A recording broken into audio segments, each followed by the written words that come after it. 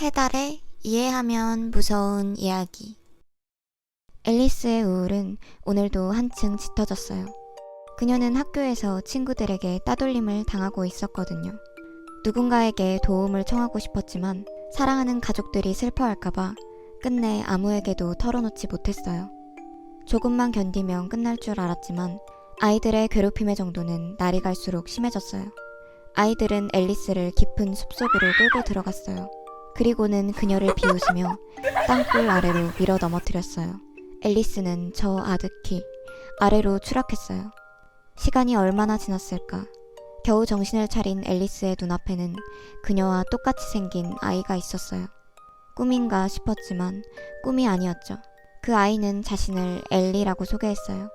어쩌다 이곳에 오게 됐냐는 엘리의 걱정스러운 물음에 앨리스는 자신과 꼭 닮은 이 아이에게는 어쩐지 털어놔도 괜찮을 것 같다는 생각이 들었고 자신을 괴롭힌 친구들의 만행을 털어놓으며 참아왔던 눈물을 흘렸어요.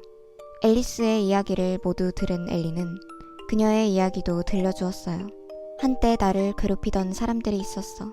난 참는 것이 최선이라고 생각하며 견뎠지. 하지만 그 강도는 날이 갈수록 심해져만 갔어. 그들의 끝나지 않는 악행에 지쳐버린 나는 그들에게 반격했고 결국 승리했어. 그리고 그들은 다시는 날 괴롭히지 못했어. 이야기를 마친 엘리는 앨리스에게 말했어요. 나는 너고 너는 나야. 그러니까 그 아이들이 다시는 널 괴롭히지 못하게 도와줄게. 오늘 딱 하루만 몸을 바꿔보자. 어차피 아무도 너와 나를 구분하지 못할 거야. 엘리는 앨리스의 세계로 올라갔어요.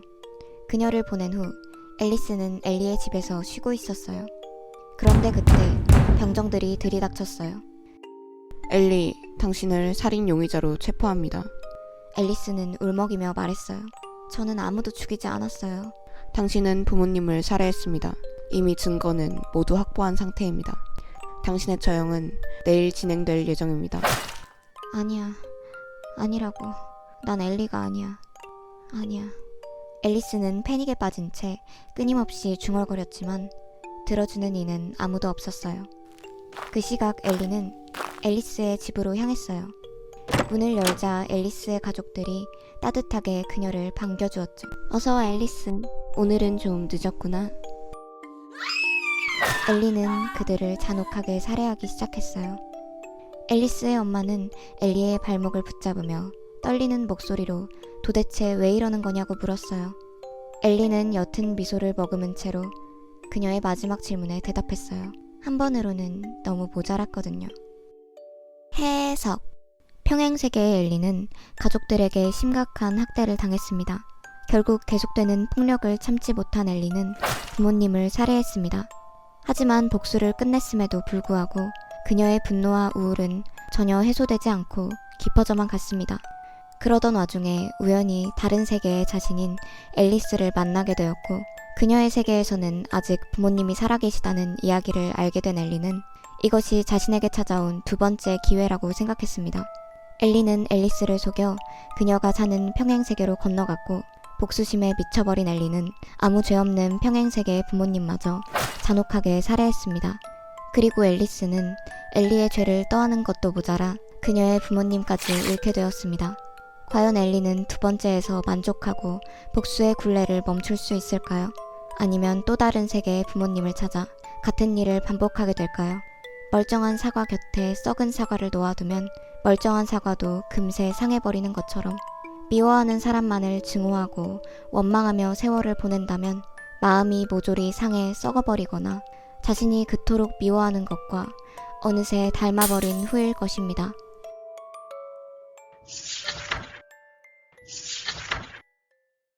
여기 아름답고 평화롭게만 보이는 마을에는 여러 가정이 모여 살았는데 그들에게는 하나의 공통점이 있었어요. 한 집의 아이는 무조건 한 명이라는 것. 마을은 식량이 언제나 부족했기 때문에 오래전부터 정해진 규칙이었어요. 그 마을에는 규칙과 함께 예언이 전해져 내려왔어요. 아이가 2명이 되면 굶주림과 비교할 수 없는 재앙이 찾아올 거라는 예언이었죠. 이 마을에 사는 한 부부는 아이를 낳았어요. 그들은 매우 기뻐했어요. 그 아이들을 마주하기 전까지는요. 이 마을에서 그들이 쌍둥이를 낳았다는 사실은 곧 태어난 두 아이 중 한 명을 흙으로 돌려보내야 한다는 것과 같았어요. 부부는 몇 날 며칠을 고뇌하고 또 절망했어요.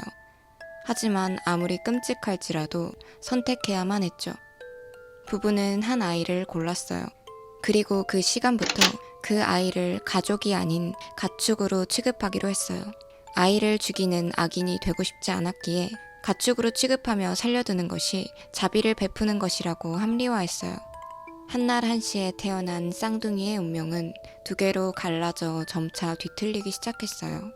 시간이 흘러 아일라는 금발머리에 사랑스러운 미소를 가진 소녀로 자라났어요. 그런 아일라를 언제나 지켜보는 시선이 있었어요. 그녀와 똑 닮은 비는 다락방에 앉아 창문으로 아일라가 아이들과 노는 장면을 지켜봤어요. 비는 제잘거리는 아일라를 바라보며 입을 뻐끔거렸어요. 아무도 비에게 말을 걸어주지 않았어요.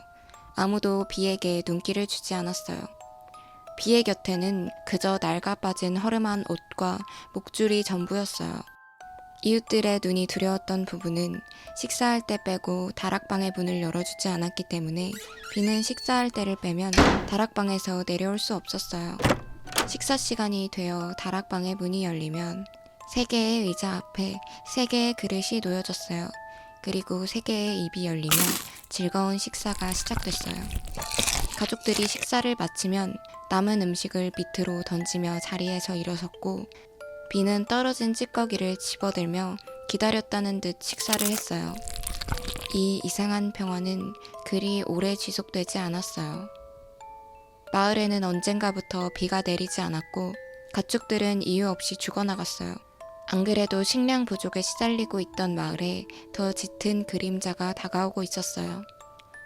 그날 밤 아이들이 잠에 들자 마을 어른들이 모여 회의를 했어요. 이대로 가다가 온 마을 사람이 굶어 죽게 생겼다며 걱정이 터져 나왔어요. 점차 한탄과 두려움으로 회의가 얼룩지며 사람들이 동요하자 가만히 듣고 있던 한 장로가 입을 열었어요. 이 마을에는 옛날에도 비슷한 일이 생긴 적이 있네. 아이 하나를 숲에 매달아 두어 바치자 숲에 사는 존재가 아이를 남김없이 먹어치웠고 그 후에는 더 이상 마을에 불행한 일이 일어나지 않았다는 것이었어요. 그 이야기는 모두가 죽기 전에 하나를 희생해야 한다는 뜻이었어요. 무거운 침묵이 흐른 뒤 장로가 다시 입을 열었어요. 붉은 종이를 뽑는 집의 아이는 오늘 숲으로 갈 거야. 그날 새벽 집으로 돌아온 부부는 식사 시간이 오지 않았는데 다락방의 문을 열었어요. 비를 욕실로 데려가 찌든 때를 벗겼어요. 그리고 머리를 자르고 옷을 새로 입혀주었어요. 아주 오랜만에 느껴보는 사람의 손길이었어요. 단장을 마친 비는 창문 너머로만 보던 마을 사람들의 손을 잡고 함께 숲속으로 걸어 들어갔어요. 비를 커다란 나무 아래에 묶은 채로 안타까운 동정의 시선을 적선하듯 던진 후에 마을 사람들은 떠나갔어요. 밤이 된 숲은 소름 끼치게 고요했어요. 비는 너무 춥고 배고팠어요. 비는 아무도 자신을 찾지도 기다리지도 않는다는 것을 알았지만 그저 다락방으로 다시 돌아가고 싶었어요. 그때 비는 스산한 기운을 느꼈어요. 어떤 것이 다가오고 있다는 것을 눈치챘어요.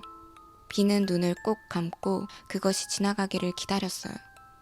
그것은 어느새 코앞까지 다가왔어요. 거대한 존재감이 비가 서 있는 공간을 뒤덮었어요. 그것은 이야기했어요. 이미 죽은 것은 먹지 않아.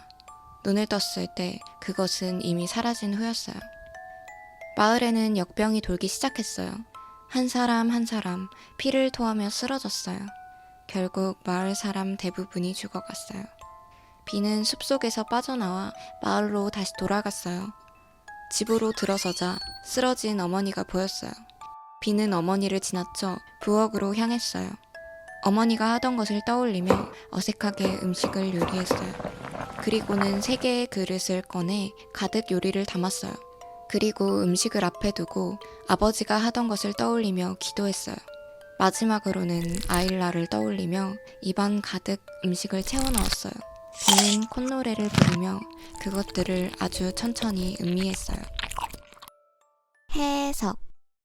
마을에 내려오는 규칙을 지키는 동시에 자신들의 손에 피를 묻히고 싶지 않았던 부부는 쌍둥이 중 한 명을 사람이 아닌 가축이라고 세뇌하며 이기심을 드러냈습니다.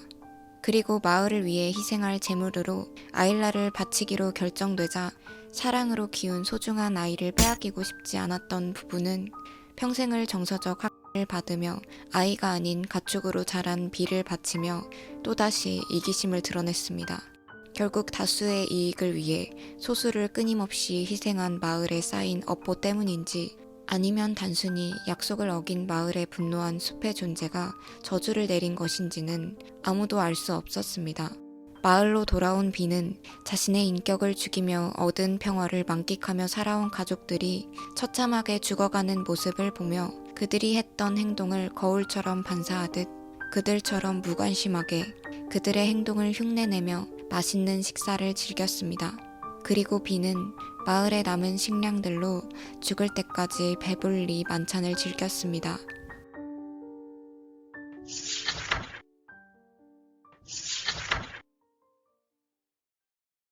아름답게 펼쳐진 바닷가 앞 왕국에는 왕과 왕비가 살았습니다.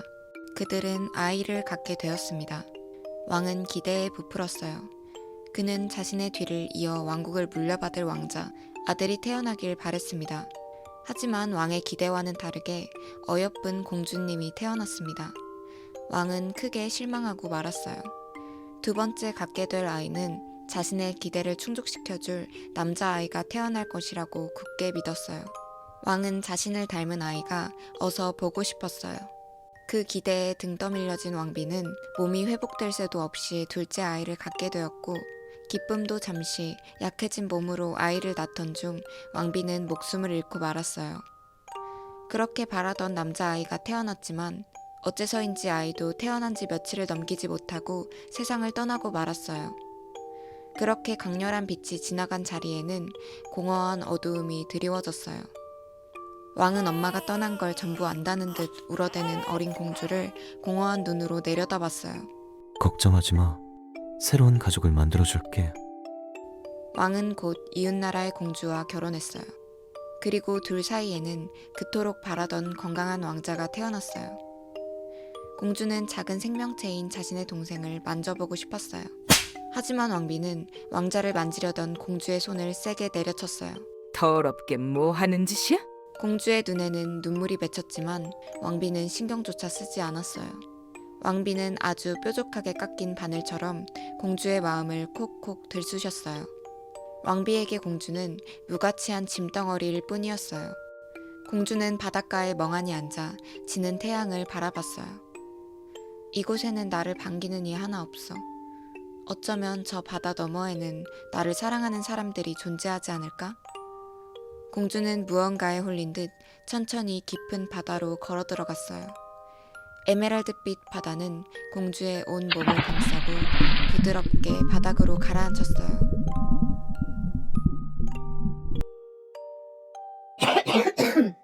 정신이 들어? 공주를 구해준 것은 사람, 아니 인어였어요. 도서관 구석에서 발견한 오래된 책 속에 나오던 그 인어. 인어가 공주의 목숨을 구해준 그날, 공주에게는 처음으로 친구가 생겼어요. 아주 특별한 친구가.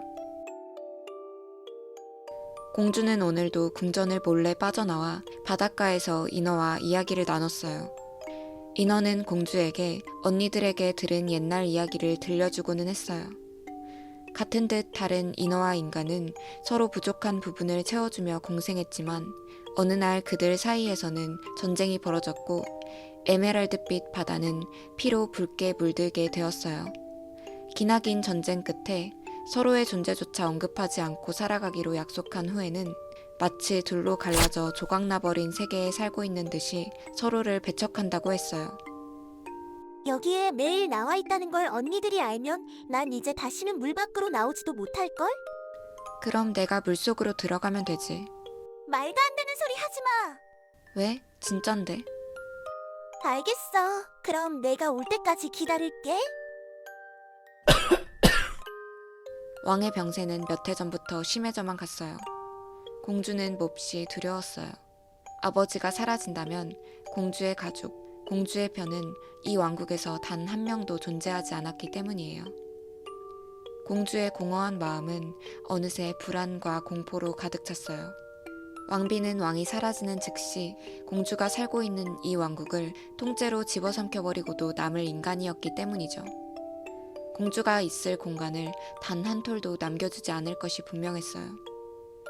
공주는 매일 밤 잠도 자지 않고 하늘을 향해 기도를 올렸지만 상황은 나아지지 않고 악화되기만 했어요. 그렇게 며칠이 흐르고 인어와 만난 공주는 잠을 설쳐 잔뜩 충혈된 눈으로 인어에게 자신의 상황을 털어놓았어요. 그러자 인어는 그 이야기가 마치 자신의 일인 듯 울상을 지었어요. 그래도 내가 털어놓을 수 있는 사람은 너뿐인걸. 네가 곁에 있어서 다행이야. 내가 도와줄 수 있는 일이 있으면 뭐든 말해줘야 돼. 알겠지? 그래, 고마워. 공주는 인어와 헤어지고 도서관으로 향했어요. 그곳은 궁전 안에서 그녀의 유일한 도피처였어요.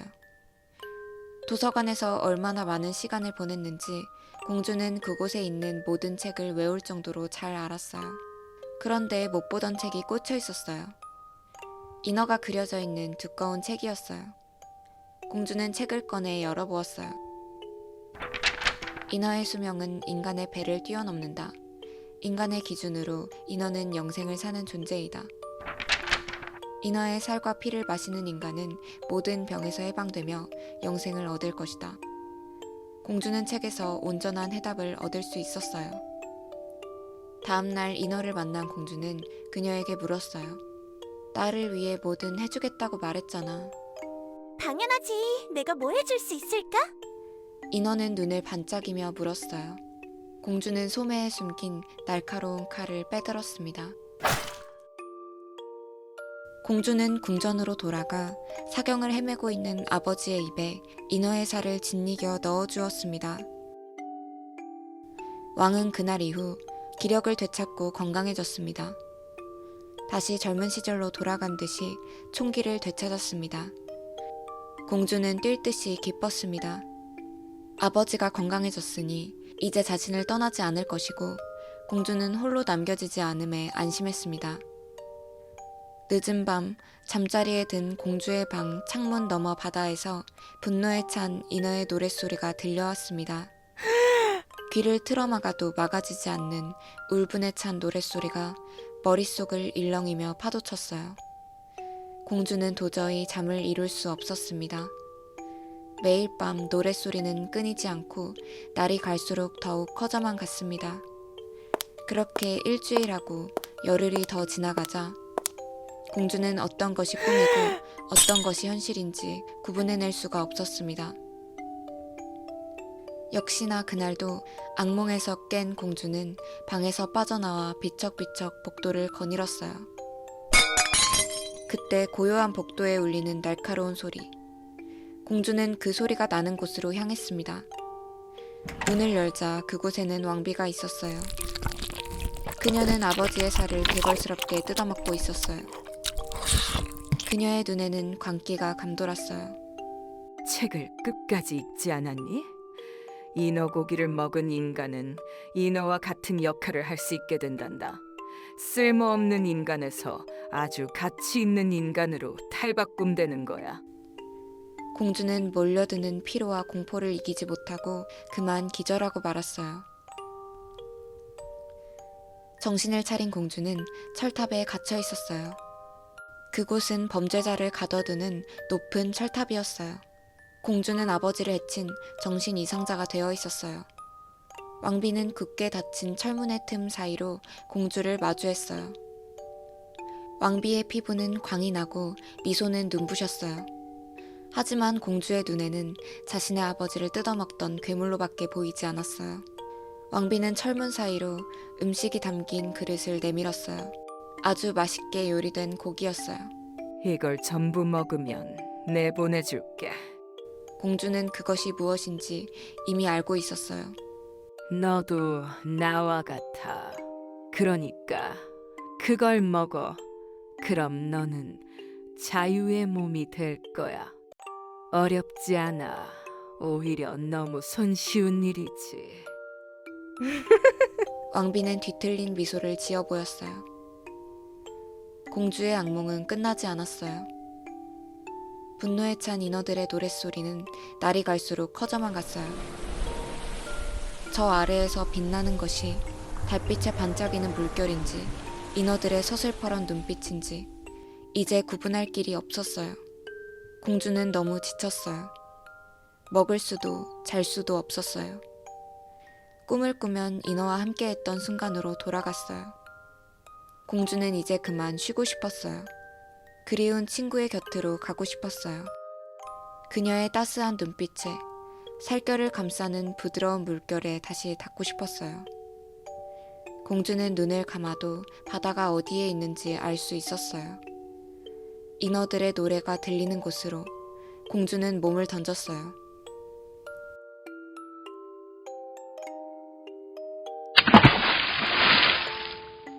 순간 노랫소리가 멈추고 인어들은 공주의 몸을 사정없이 뜯어먹었어요. 한참을 일렁이던 바다의 물결이 잠잠해지자 사방은 고요해지고 칠흑 같은 어둠만이 그곳에 자리했어요. 해석. 누구에게나 각자의 욕망이 존재합니다. 더 아름다워지고 싶은 욕망, 영원히 살고 싶은 욕망, 누군가를 살리고 싶은 욕망. 지금 가지고 있는 것에는 관심이 없고 언제나 자신이 갖지 못한 것을 바라봅니다. 인간의 영원히 살고 싶은 욕망은 곧 인어를 생명체가 아닌 도구로 취급하도록 만들었고 인간은 인어를 희생해 자신들의 욕망을 채워나갔습니다. 결국 인간과 인어는 같은 공간에서 분리된 채로 살아갑니다. 공주의 아버지인 왕은 아들을 향한 욕망으로 인해 왕비와 왕자 모두를 잃게 되었지만 그럼에도 욕망은 끊이지 않았고 새로운 왕비를 맞이합니다. 새로운 왕비가 왕국에 들어섬으로써 지옥으로 변해버린 궁전에서 도망친 공주는 자신을 아껴주고 사랑해주는 유일한 친구인 인어를 만나지만 자신의 하나뿐인 가족, 아버지가 죽을 위기에 놓이자 아버지를 살리겠다는 욕망에 눈이 멀어 친구를 희생시키는 끔찍한 일을 저지릅니다. 아름다워지고 싶고 영원히 살고 싶고 많은 것을 가지고 싶었던 왕비는 공주의 아버지를 살리고 싶다는 처절한 욕망을 이용해 바라던 영생을 손쉽게 얻게 되었고 누명을 쓰고 철탑에 갇힌 공주에게 공주가 자신과 같이 욕망에 이끌려 끔찍한 짓을 저지른 것을 상기시키며 공주가 영생을 얻어 영원히 고통스러워하는 모습을 보고 싶었기 때문에 공주에게 왕의 살을 먹도록 지시했습니다. 하지만 공주는 그녀의 잔혹한 제안을 거부하고 자신을 유일하게 따스한 눈빛으로 바라보며 사랑을 나눠주었던 인어를 그리워하며 그녀와 바다에서 다시 만나자고 한 약속을 지키기 위해 분노한 인어들이 가득 찬 물속으로 자신의 몸을 던졌습니다.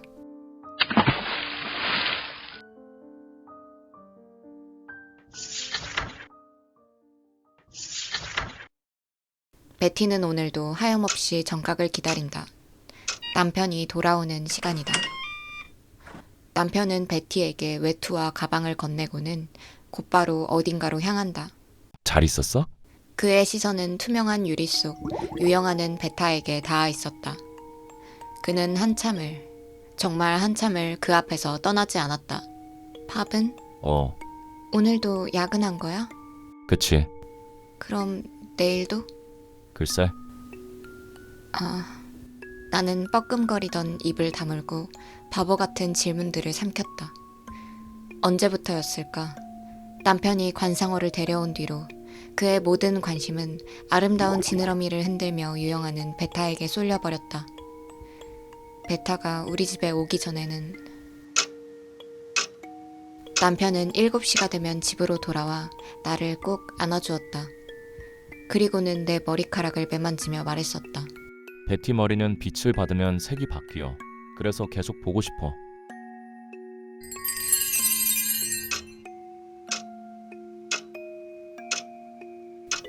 그의 눈을 온전히 마주한 지가 언제였는지 기억나지 않게 되었다. 아직 안 잤어? 기다리지 말지. 목소리가 나오지 않았다. 피곤하네. 남편을 향해 손을 뻗으며 도움을 구했지만 남편은 화장실로 들어가 버린다.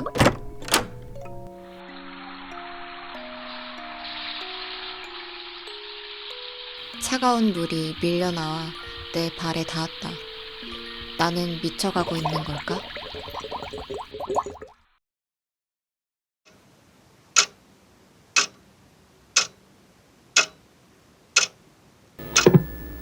오늘은 밤새 폭우가 쏟아질 예정이니 꼭 우산을 챙겨주세요.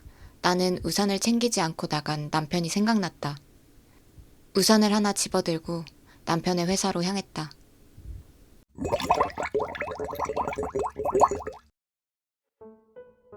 회사 앞에서 기다리고 있던 나는 퇴근하는 남편을 발견했다. 남편은 나를 향해 환하게 웃으며 손을 흔들었다.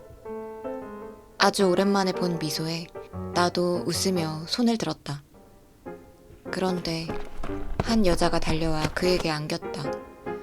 남편은 그녀에게서 눈을 떼지 못했다. 베타를 바라보던 바로 그 눈빛으로. 아니, 한때 나를 바라보던 그 시선으로. 주춤하던 비가 갑자기 더 거세게 내린다. 둘은 웃으며 카페 안으로 뛰어 들어간다. 나는 그 모습을 멍하니 지켜본다. 투명한 벽 너머에서 반짝반짝 빛나는 그녀가 보였다. 아, 나는 더 이상 빛이 나지 않는 것이다. 더 이상 남편의 시선 끝에 존재할 수도 없는 것이다. 나는 뻐끔뻐끔 어항 속에 갇힌 바보 같은 물고기처럼 그 자리에 서 있었다. 빗물이 점점 차오른다. 발목부터 허리까지 조용히. 그냥 이대로 잠겨버려도 좋을 것 같다는 생각이 들었다. 이제 그만 돌아가야 할 시간인 것 같다.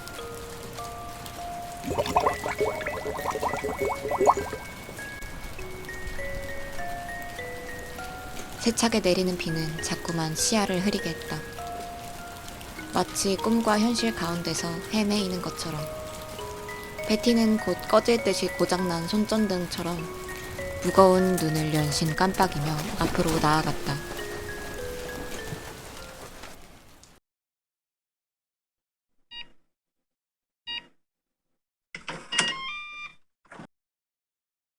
어두운 집, 유일하게 켜진 불은 수조뿐이다.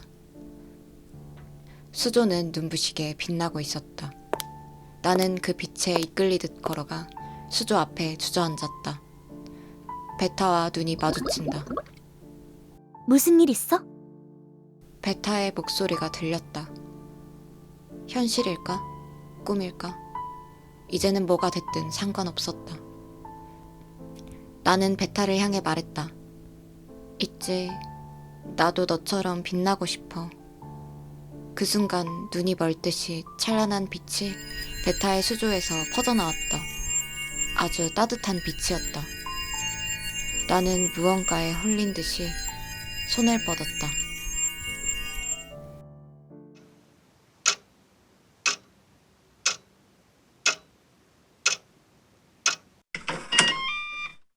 베티, 나왔어. 집안은 고요했다. 젖은 옷에서 떨어지는 물방울 소리가 들릴 만큼. 베티? 거기 있어? 집안에는 아무도 없었다. 남편은 고요하게 빛나는 수조 앞으로 다가간다. 물속에는 녹청색의 지느러미를 흔들며 헤엄치는 새로운 베타만이 있었다. 베티의 머리색, 빛을 받으면 색이 바뀌던 그 반짝임 그대로의 베타. 남편은 천천히 그 앞에 앉았다. 그리고 오래, 아주 오랫동안 그 생명을 바라본다.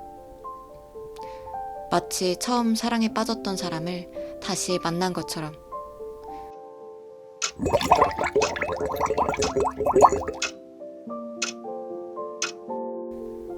시간은 흘러 시계는 이미 정각을 훌쩍 지나 있었다. 해석. 남편의 시선 속에서만 존재감을 확인하던 베티는 남편의 관심이 점점 다른 대상에게 옮겨가자 자아의 기반을 잃고 천천히 붕괴해 갔습니다. 그럼에도 그녀는 스스로를 붙잡기 위해 언젠가는 다시 나를 향해 돌아올 것이다 라는 희미한 믿음 하나로 남편의 무관심을 견디며 버팁니다. 하지만 결국 남편은 언제나 새로운 빛으로 눈을 돌리는 사람이며 자신은 늘 그 뒷모습만을 바라보고 있었다는 사실을 직면하지 않을 수 없게 됩니다. 그 깨달음은 그녀를 완전히 무너뜨립니다. 집으로 돌아온 베티는 수조 속에서 반짝이며 유영하는 베타를 바라봅니다. 그 모습은 한때 그녀가 지니고 있던 빛나는 자아의 잔상이며 동시에 그녀가 잃어버린 모든 것의 상징이었습니다. 베티는 그 빛을 그리워하면서도 동경하는 자신의 마음을 인정해버립니다. 그 순간 폐허가 된 내면의 한가운데 새로운 씨앗이 싹트게 됩니다. 베티는 과거의 시선, 과거의 틀, 과거의 자아에서 벗어나 스스로를 완전히 다시 만들어냅니다. 남편이 집으로 돌아왔을 때 그 앞에서 유영하는 존재는 더 이상 인간 베티가 아니었습니다. 그는 오랫동안 찾지 않았으면서도 처음 보는 듯한 경탄의 눈으로 그녀를 바라봅니다. 그리고 베티는 오랫동안 갈망했던 그 시선 속에서 마침내 자신이 선택해 도달한 빛나는 자아로 고요히 찬란하게 유영하고 있었습니다.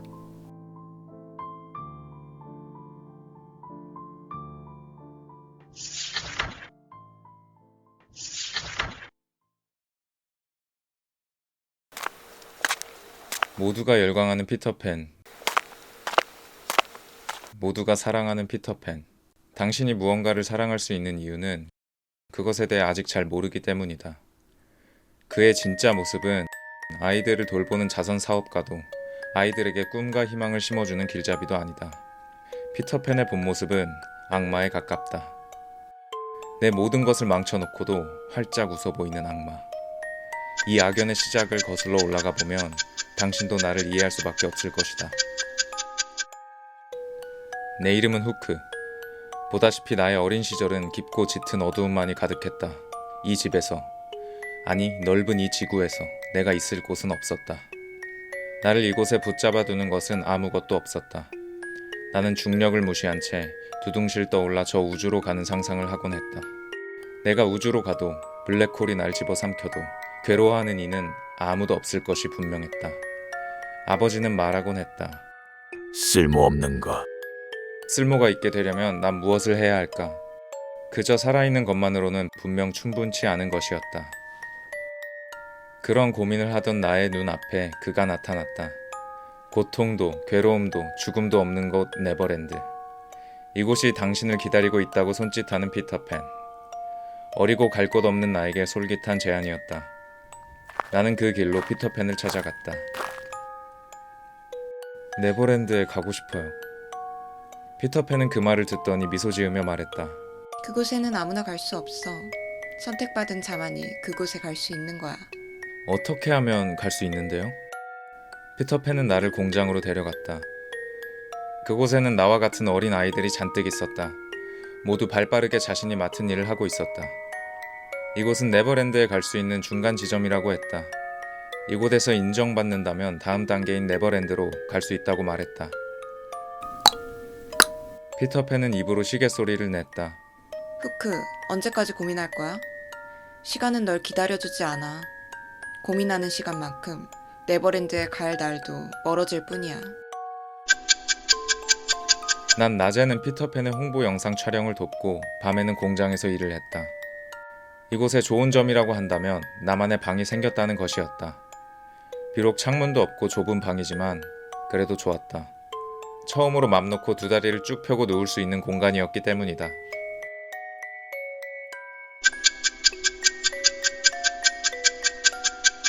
나는 점점 지쳐갔지만 피터팬은 언제나 빛이 났다.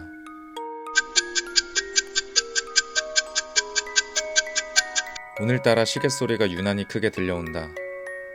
내 뒤를 바짝 쫓아와 내 등을 쿡쿡 찌르는 것 같다. 멈추는 방법도 멈춰야 할 이유도 생각하지 못한 채 쳇바퀴를 도는 나날이 계속되고 밤낮 없이 일하던 나는 어느새 자라 있었다. 후크, 잘하고 있어. 피터팬은 나에게 공장에서 만든 포션을 쥐어주었다. 이 포션은 나를 다시 어려지게 만들어주었다. 이곳에서는 어린 아이들만 일할 수 있기 때문에 나는 지속적으로 포션을 마셔야만 했다. 다시 어려진 나는 네버랜드에 가기 위해 그 누구보다 열심히 일했다. 그 결과 나는 성과표에서 점점 위로 올라갔다.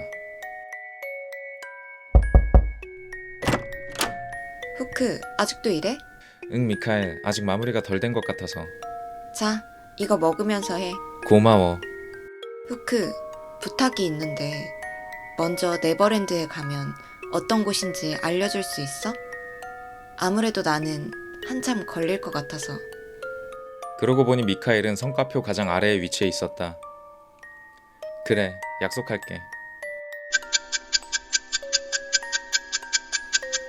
어느 날 여느 때와 같이 일하고 있는 나에게 피터팬이 다가와 말했다. 후크, 12시가 되면 시계탑으로 와. 그날 밤, 후크는 공장 꼭대기에 있는 시계탑으로 향했어요. 시계탑으로 올라가니 그곳에는 두 사람이 서 있었다.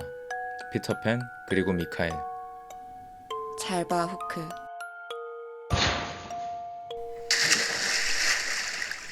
피터팬은 미카엘을 포션을 만드는 깊고 넓은 통에 빠뜨렸다. 나는 비명도 지르지 못한 채 주저앉았다. 저 쓸모없는 생명이 곧 너를 네버랜드로 데려다 줄 거야. 후크는 그제서야 깨달았어요. 생명을 연장시킬 수 있는 포션을 만드는 유일한 재료는 또 다른 생명의 희생이라는 것을. 그리고 그동안 자신이 집어삼킨 것 또한 아이들의 생명이었음을.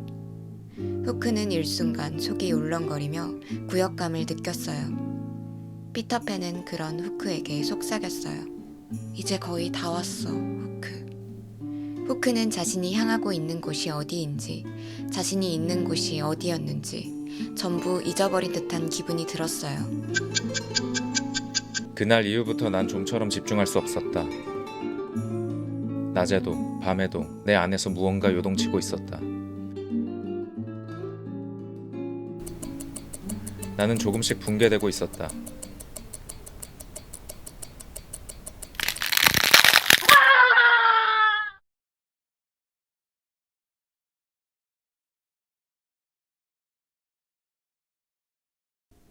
눈을 뜬 후크는 병원에 누워 있었어요. 후크는 자신의 잘린 손을 내려다봤어요. 여전히 그곳에 존재하는 것 같았지만 그 자리에는 아무것도 없었어요. 욱신거리는 통증만이 빈자리에 가득했어요. 한참을 포션을 먹지 못한 후크의 얼굴에는 수염이 자라나 있었어요. 후크는 비틀거리며 그곳을 빠져나가려고 했어요. 환자분, 아직 일어나시면 안 돼요. 간호사는 그런 후크를 말리며 막아섰어요. 후크는 간호사를 밀치며 뛰쳐나갔어요.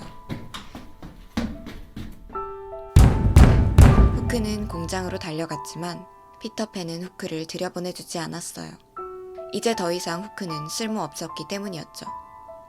어느새 저녁이 되었고 후크는 정처 없이 떠돌다 벤치에 주저앉아 멍하니 어둑해진 하늘을 올려다봤어요. 별은 단 한 개도 보이지 않았어요. 빛이 사라진 어두운 하늘을 올려다보던 후크는 마치 거대한 구덩이 아래에 떨어진 것 같은 기분이 들었어요. 그때 한 여자가 후크의 앞에 나타났어요. 아까 병원에서 후크의 앞을 가로막았던 그 간호사 웬디였어요. 웬디는 후크의 옆에 앉으며 말했어요. 저도 예전에 그 공장에서 일했어요. 네버랜드에 가고 싶었지만 아무리 노력해도 갈 수 없더라고요. 웬디는 손을 뻗어 후크의 손을 잡았어요. 꼭 네버랜드가 아니어도 돼요. 이곳에서 살아도 괜찮아요. 후크는 고개를 돌려 웬디를 바라봤어요. 그러자 후크의 머릿속을 가득 메우던 시계 소리가 멈췄어요.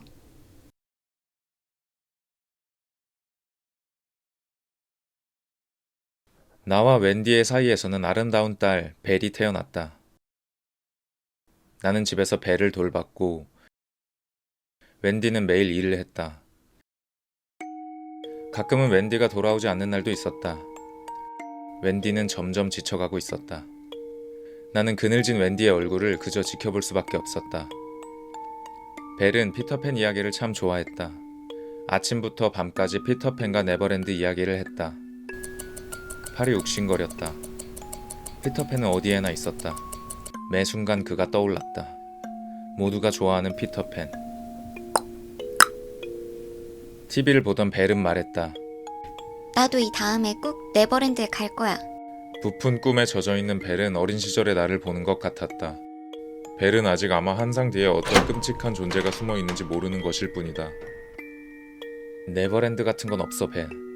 그건 모두 지어낸 얘기야. 벨은 울음을 터뜨렸다. 그때 웬디가 돌아왔지만 웬디는 그저 피곤한 얼굴로 흘깃 보더니 이내 방으로 들어갔다. TV에는 피터팬이 여전히 미소 지으며 손짓하고 있었다. 나는 TV를 껐다.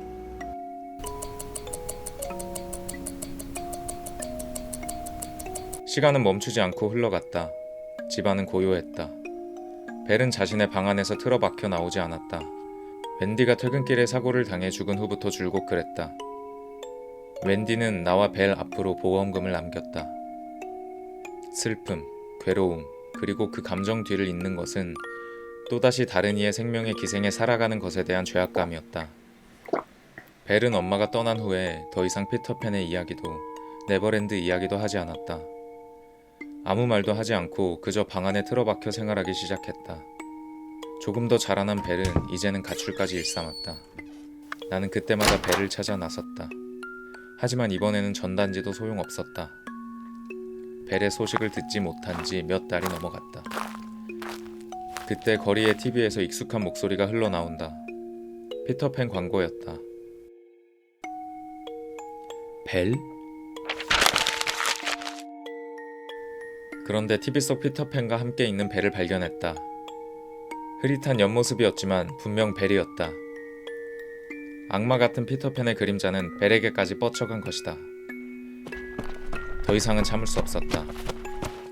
벨, 세상에서 가장 빛나는 아이를 그곳에서 꺼내야 한다. 당장 이 문 열어! 벨, 아빠 왔어. 어서 나와 집으로 돌아가자. 공장의 문은 굳게 닫혀 열리지 않았다. 그때 경찰이 도착했다. 나는 그들에게 피터팬이 내 딸을 데려갔으니 도와달라고 사정했지만 그들은 소란 피우지 말고 돌아가라며 나에게 경고를 남기고 떠나갈 뿐이었다. 그들도 역시 피터팬과 한편인 것이 분명했다. 그날 밤, 난 아무도 모르게 공장으로 향했다. 유일하게 불이 켜져 있는 시계탑 위로 올라가자 피터팬과 벨이 보였다. 피터팬은 나를 발견했다. 어쩐 일이야, 후크? 아직도 네버랜드에 가고 싶은 거야? 아빠? 벨, 괜찮아. 이제 아빠가 왔어. 내가 포션을 먹을게. 내가 이곳에서 다시 일할게. 그러니까 벨은 놔줘. 그걸로는 아무짝에도 쓸모없어, 후크. 너도 알고 있잖아. 쓸모없는 아이는... 그 순간 피터팬은 벨을 아래로 밀쳤다. 벨은 저 아래로 떨어졌다. 생명을 먹어치우는 커다란 기계 안으로 벨이 빨려 들어간다. 나 역시 벨에게 손을 뻗으며 뛰어내렸다. 벨만은 빼앗길 수 없었다. 벨과 나는 깊숙이 가라앉았다. 나는 미친 듯이 팔을 뻗어 벨을 붙잡았다. 한 손으로는 벨을 꼭 안은 채, 한 손으로는 위로 포물선을 그리며 팔을 휘저었다. 하지만 아무리 발버둥 쳐도 위로 올라갈 수 없었다. 계속 아래로 가라앉았다.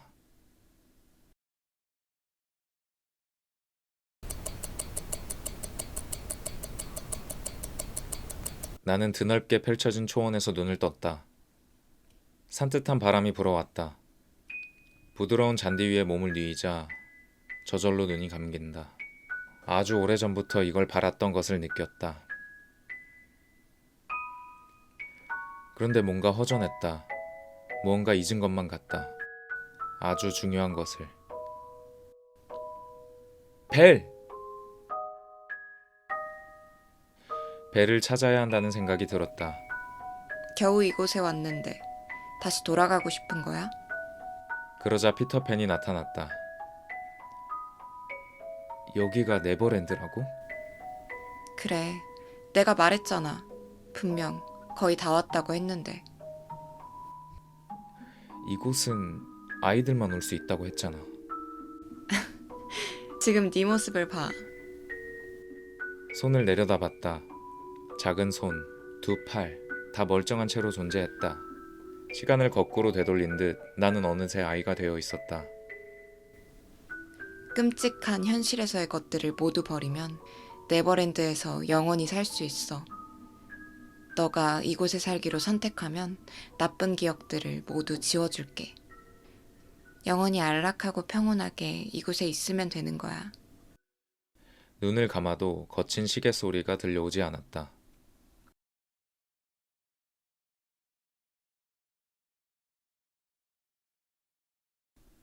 나는 이곳에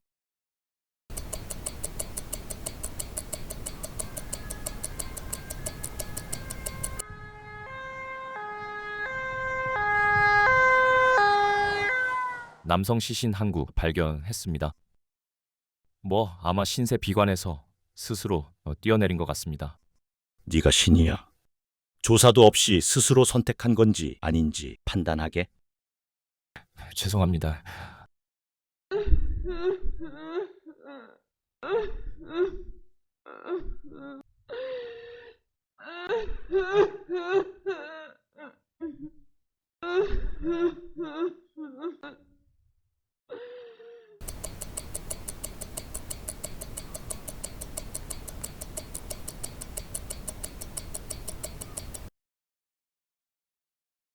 해석. 후크는 괴로운 어린 시절을 보냈고 그로 인해 자신이 이 넓은 우주에서 어디에도 존재할 수 없는 부자연스러운 존재라는 인식이 생겨버립니다. 노력하지 않으면 사랑받을 수 없고 쓸모 있어지지 않으면 버려지는 냉정한 세계 안에서 너무 일찍 어른이 되어버린 후크의 가슴 속에는 커다란 금이 간 채 밑빠진 독 같은 인생을 살고 있었습니다. 그러다가 커다란 화면에 나오는 피터팬을 통해 네버랜드라는 곳을 알게 되었고 마음 둘 곳 없던 후크는 막연히 네버랜드에 가고 싶다는 생각을 갖게 되었습니다. 처음으로 후크는 갈라진 마음의 틈으로 희망의 빛이 들어오는 것을 느낍니다. 하지만 후크가 아무리 일을 해도 결코 원하는 곳에 닿을 수 없었습니다. 사실 피터팬은 갈 곳 없는 아이들에게 네버랜드라는 희망을 미끼로 아이들의 생명을 갉아먹고 고통을 수집하는 존재였습니다.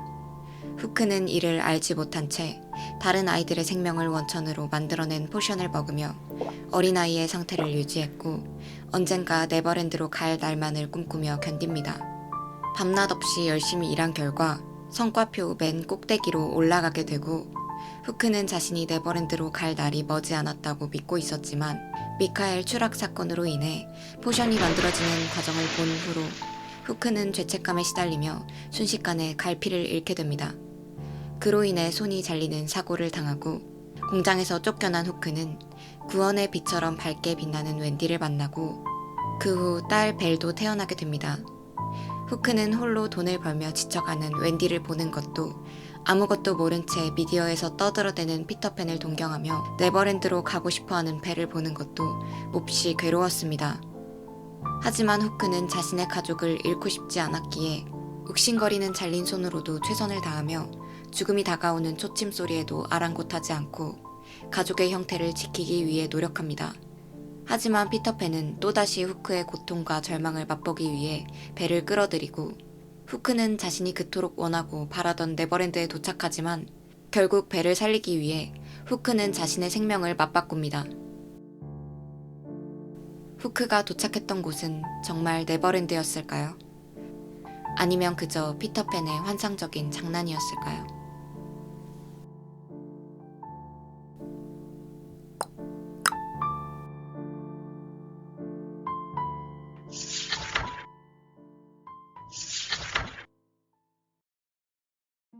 앨리스는 언제나 완벽했다. 구겨진 부분 하나 없는 교복, 찰랑거리는 긴 생머리, 그리고 눈부신 미소. 그녀가 부러웠다. 나는 자주 실수했다. 말을 더듬기도 했고 종종 싸늘한 시선 속에 어색한 웃음을 지었다. 하지만 앨리스는 달랐다. 아름다운 미소로 한결같이 친절한 앨리스. 앨리스는 누구나 좋아할 수밖에 없는 아이였다. 남자아이는 물론 여자아이까지 모두의 마음속에는 앨리스의 조각이 있을 것이 분명했다. 가끔은 생각했다. 저 완벽한 아이의 그림자가 되고 싶다고. 앨리스의 호수 같은 눈동자에 빠지고 싶다고. 앨리스, 완벽한 나의 앨리스.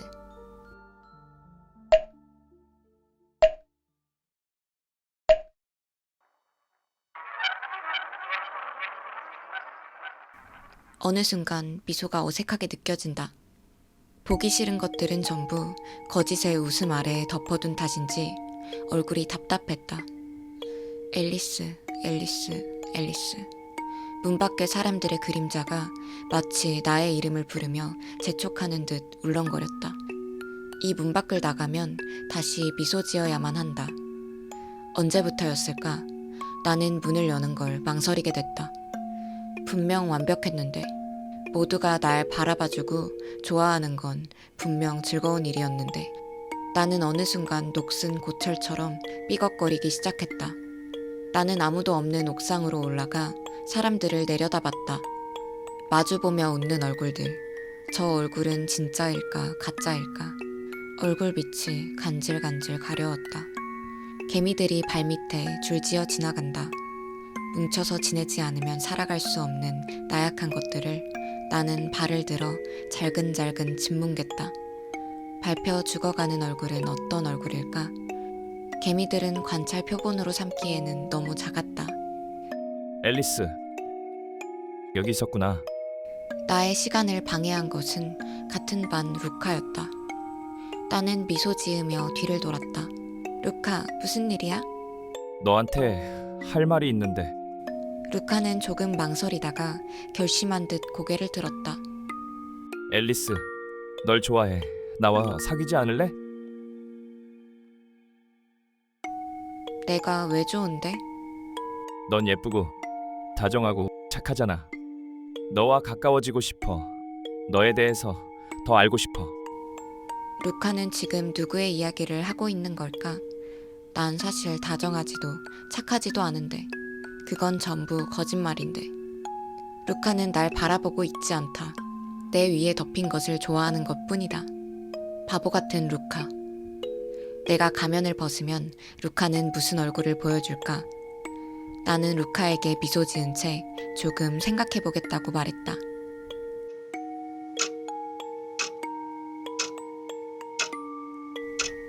가면은 얼굴을 가리는 것이 아니라 조용히 얼굴을 대신하기 시작했다. 벗기려 할수록 피부가 함께 들릴 것만 같았다. 거울 속에 나는 움직이고 있었지만 살아있지는 않았다. 완벽해질수록 나는 더 사라졌다. 어쩌면 사라진 것이 아니라 진짜 얼굴은 처음부터 존재하지 않았던 것일지도 모른다. 모두가 잠들고 불빛이 꺼진 밤, 나는 홀로 눈을 떴다. 어두운 길 위에서 나는 길고양이를 만났다. 고양이는 나를 보자 도망치지 않고 다가와 애교를 부리듯 몸을 부볐다. 착하게 굴면 달콤한 것이 기다리고 있다는 기대 때문이었을까? 나를 판단하는 수많은 눈과 달리 이 작고 연약한 존재는 그저 가만히 나를 올려다보고 있었다. 그 순수한 시선은 내 깊숙한 곳 감겨있는 눈꺼풀을 두드린다. 나는 손을 뻗어 살짝 머리를 쓰다듬었다. 그 부드러운 털과 따스한 체온. 진짜는 어디까지 파고들어야 보일까? 순수한 신뢰가 어둠을 간지렸다. 순간 나는 손을 뻗어 고양이의 목을 움켜쥐었다. 작은 몸이 몸부림쳤다. 충동이 지나가자 정신이 번뜩 들었다. 고양이는 이미 저 멀리 사라지고 없었다. 손등에 남은 핥힌 자국이 욱신거렸다. 더 이상 간지럽지 않았다. 오히려 시원했다. 붉은색 피가 툭 떨어졌다. 잿빛 세상에서 처음으로 본 색채에 나는 속으로 조용히 웃었다. 그때 빨간 눈을 한 흰 토끼가 나를 바라보고 있었다. 나는 토끼를 향해 걸어갔다.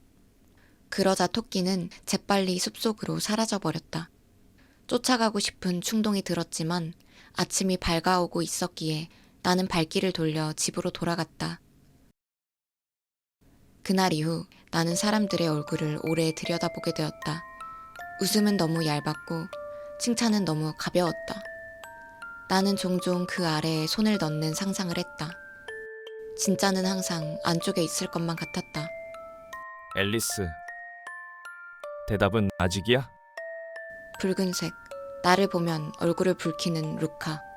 루카와 함께 갈 곳이 생각난 나는 루카에게 이제 대답해주겠다며 숲으로 향했다.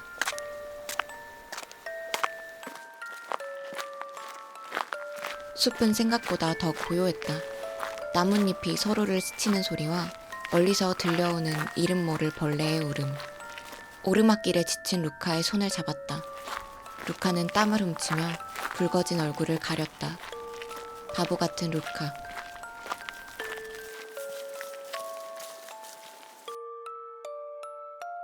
이렇게 깊숙한 곳까지 온 적 처음이야. 루카, 있지? 나는 손을 뻗어 루카의 손을 그어쥐었다. 나도 네가 알고 싶어. 루카가 맞잡은 손에 조금 더 힘을 줬다. 따뜻했다. 저 손이 날 붙잡고 현실로 끌어내릴 것 같았다. 난 앨리스가 어떤 모습이어도 좋아. 그 눈은 기대하고 있었다. 날 이해할 수 있다고 믿는 눈. 순간 숨이 막혔다. 마음 한구석이 간질거렸다. 아주 찰나의 순간 또 속고 싶어졌다. 아무것도 모른 채 웃고 싶어졌다. 하지만 나는 이미 알아버렸다. 진짜가 궁금해졌다는 걸. 나는 루카의 손을 놨다. 그리고 루카에게 한 발 다가가 어깨에 손을 올렸다. 루카를 뒤로 밀치자 루카의 눈이 크게 열렸다. 처음 보는 일그러진 표정. 소리는 짧았고 정적은 길었다. 나는 난간에 서서 내려다봤다. 붉은색이 번지고 있었다. 눈이 부시도록 선명한 색이었다. 그제야 가려움이 멎었다. 커다란 소음 뒤에 귀가 멀어버린 것처럼 아무 소리도 들리지 않았다. 세계가 한 겹 벗겨진 것처럼 고요했다. 숲은 얼어붙은 채 숨을 죽이고 있었다.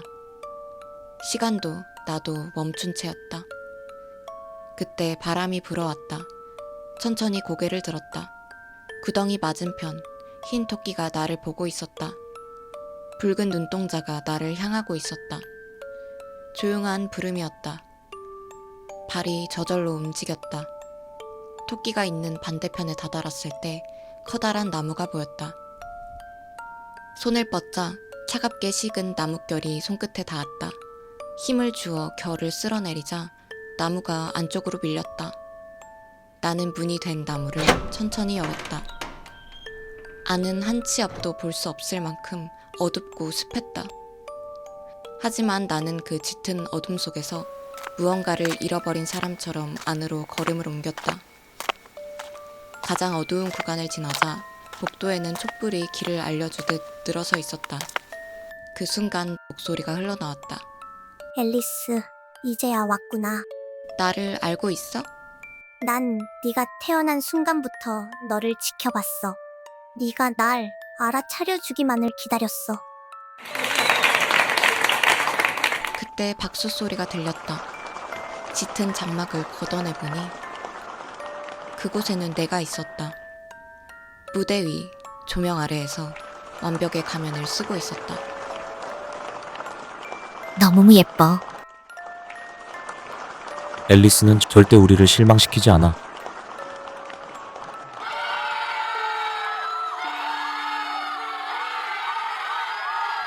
그때 장막이 저절로 열렸다. 가짜 앨리스가 뒤를 돌았다. 넌 여기에 왜 올라온 거야? 넌 조명 아래에서 오래 버틸 수 없어. 관객석에서는 비웃음이 터져나왔다. 나는 안쪽에서 무언가 꿈틀거리는 것을 느꼈다. 아무도 괴물을 보고 싶어 하지 않아, 앨리스. 나는 더 이상 터져나오는 충동을 억누르지 않았다. 나는 가짜의 복을 조였다. 가짜 앨리스가 쓰고 있던 가면이 떨어진다. 앨리스는 끝까지 미소 짓는다. 그녀가 움직임을 멈추자 그와 동시에 불이 꺼졌다. 완전한 어둠, 하나의 숨소리만이 남았다. 객석도 무대도 사라진 것 같았다. 아무것도 들리지 않았다. 정말로 끝난 줄 알았다. 그 순간 반대편에서 조명이 켜졌다. 가짜 앨리스가 다시 서 있었다. 처음과 똑같은 미소로. 객석에서는 함성이 터져나왔다. 어느새 다가온 토끼는 나에게 말했다. 가짜는 박수 받고 진짜는 언제나 숨어 있어. 넌 어디에 서 있을 거야? 어두운 곳에서 토끼의 빨간 눈동자만이 반짝 빛났다. 박수 소리가 다시 울렸다. 무대 위에 나는 여전히 웃고 있었다. 연극은 끝나지 않는다. 무대는 나를 놓아주지 않았다. 그렇다면 내가 무대를 없애면 되는 거겠지. 나는 천천히 바닥에 떨어진 촛대를 집어들었다. 장막 끝에 불을 가져다 댔다. 천은 처음에 망설이듯 검게 그을리더니 이내 붉게 번져 올랐다. 불씨가 실선을 따라 위로 기어 올랐다. 박수 소리가 일그러졌다. 환호는 비명과 구분되지 않았다. 무대 위에 나는 여전히 웃고 있었다. 불빛 속에서 더 또렷하게. 천장이 무너져 내리고 관객의 그림자들은 하나둘 재가 되었다. 나는 가만히 눈을 감았다. 뜨거움은 채워지지 않는 허기처럼 끝없이 번져갔다. 박수도 웃음도 거짓도 천천히 타들어갔다. 깊은 숲속에서 시작된 열기는 나무들의 녹색 잎을 붉게 물들였다. 하지만 나무들은 그저 묵묵히 타오를 뿐이었다. 모든 것이 붉게 물든 뒤에야 어둠이 천천히 내려앉았다. 그곳에는 아무것도 남아있지 않았다.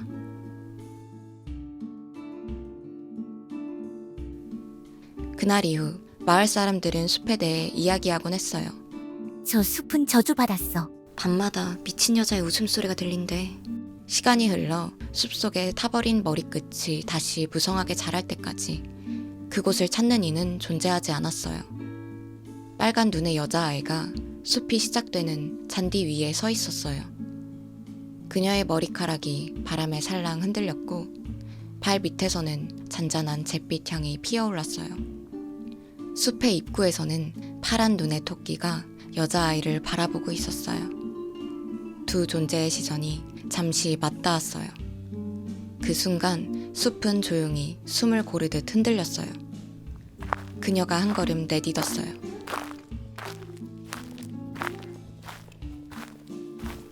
아이의 발걸음이 사라지자 숲은 다시 고요해졌어요. 해석. 앨리스는 착하고 완벽한 연기를 하며 타인의 반응을 통제한다고 믿었습니다. 그러나 그 연기가 길어질수록 통제당하고 있는 쪽이 자신이라는 사실을 깨닫게 됩니다. 무대는 더 이상 그녀의 것이 아니었습니다. 그녀는 다만 조명 아래 춤추는 인형에 가까웠습니다. 답답한 가면 아래에서 진짜 얼굴과 진짜 욕망이 꿈틀거렸습니다. 보여주기 위한 표정이 아니라 드러내지 못한 충동, 사랑받기 위한 선택이 아니라 확인하고 싶은 본능. 그래서 앨리스는 무대 아래로 내려갑니다. 보여주면서도 평가받지 않아도 되는 순간을, 아무도 반응하지 못하는 장막 뒤를 선택합니다.